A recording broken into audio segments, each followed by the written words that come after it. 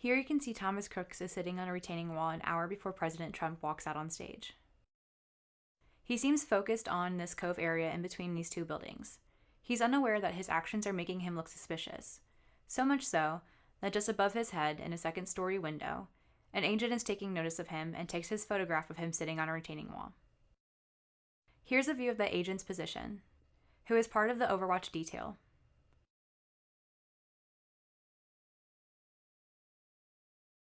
Just minutes earlier, the suspect was seen walking in front of this building. He was gauging how far he would have to go down to avoid these trees from ruining his line of sight. After assessing the situation, he walks back towards the retaining wall.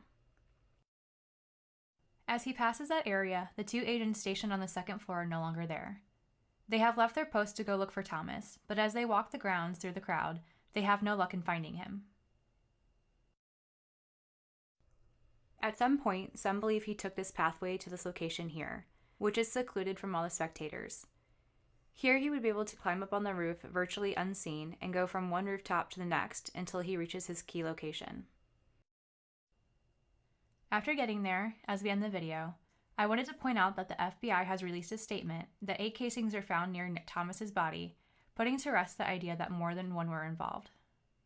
This video provides a detailed analysis of the trajectories of all the bullets in the Trump shooting incident and how they ultimately struck 3 innocent victims. It was a harrowing event. In the footage, you can see the 3 victims who were shot. 1 person died, and 2 others were injured. Let's have a moment of silence for the deceased. Now, we will reverse the footage to examine the true origin of the bullets. This is the location of the attacker, Thomas. To provide a clearer perspective, we placed a 10-foot diameter red disc as a reference.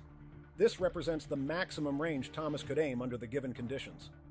First, let's focus on the fatal first shot. This bullet passed through Trump's right ear, continued forward, grazed the left shoulder of one spectator, and then hit another spectator in the right abdomen. Fortunately, the person was standing. Had they been sitting, the bullet might have struck their head. When Trump was hit, he instinctively covered his ear with his hand and fell to the ground. More gunshots followed, with a total of approximately 7 to 8 bullets fired. Now, let's replay this scene at normal speed to take a look at what happened. Take a look what happened.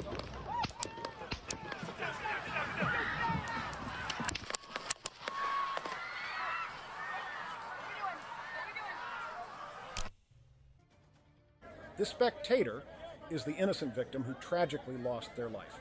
It appears the bullet hit a vital area. If it had been slightly off, the person might have survived. It's truly unfortunate.